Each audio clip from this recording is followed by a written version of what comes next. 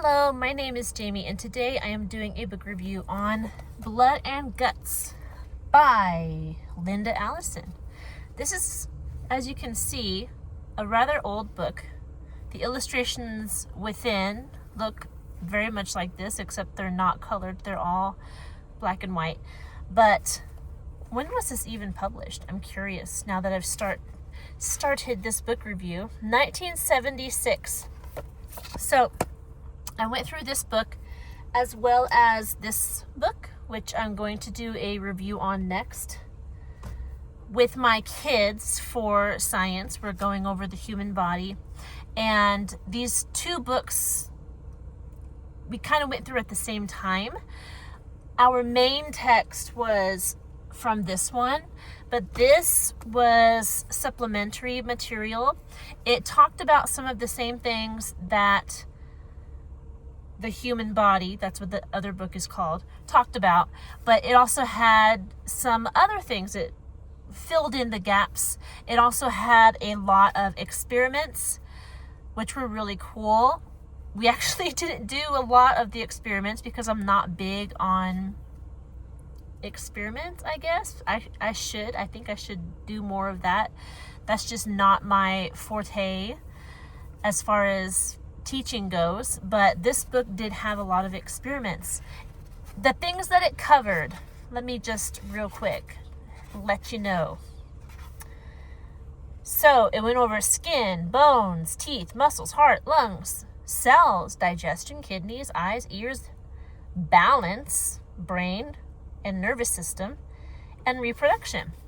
So pretty much the human body, but with a cute little interesting title, Blood and Guts.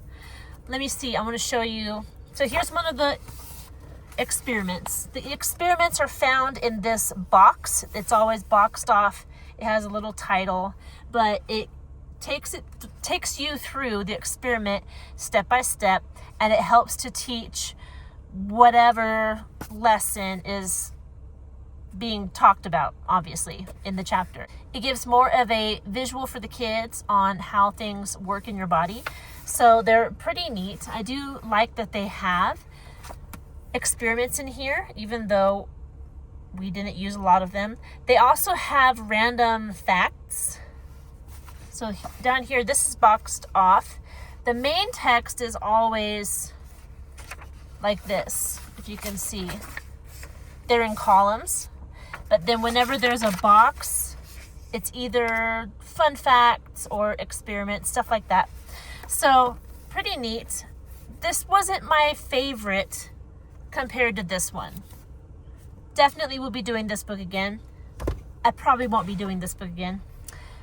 Just because, I don't know, it wasn't as fun to go through. I know illustrations are the most important thing, but I didn't like the illustrations in this book. They were very just childish and like stick figures type things. If you look at this dude right here, it just wasn't engaging. It didn't make me want to pick the book up. When on the flip side, as I'll show you in another video, that book had actual pictures of like body parts and everything's in like vibrant color. If you're familiar with Usborne books, their books are like that. They're just full of beautiful pictures. But another reason why I didn't like this book is it was very evolution heavy. And this book isn't even on evolution. It's on the human body. But whenever the author had the chance to slip in a little whatever about evolution, she didn't miss that chance. So when I first was reading the book, I'm like, why did our curriculum suggest this book? Because we go through a Christian homeschool curriculum.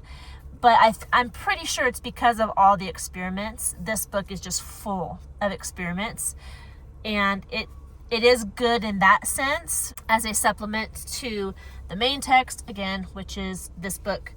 But since we didn't do a lot of the experiments, and just at some points it was ridiculous how they tried to weasel in the evolution mindset, belief system, I suppose you'd say.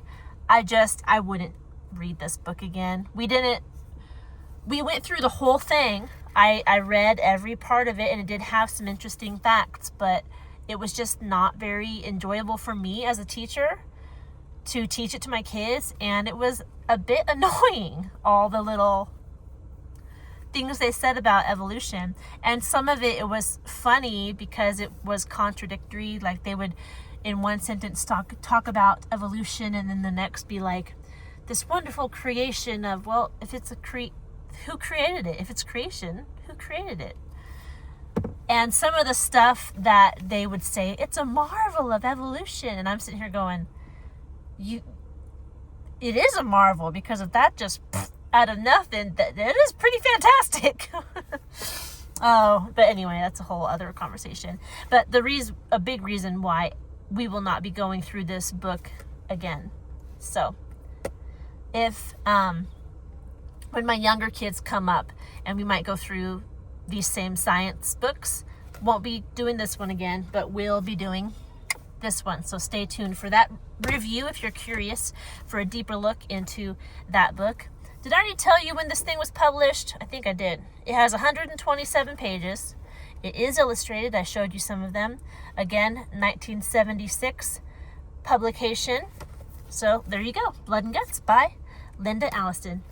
If you have any questions about this book, please leave them down in the comment section, and I'll do my best to answer them. If you want to see more content like this, don't forget to like the video, subscribe to the channel, and I will see you in our next one. Bye.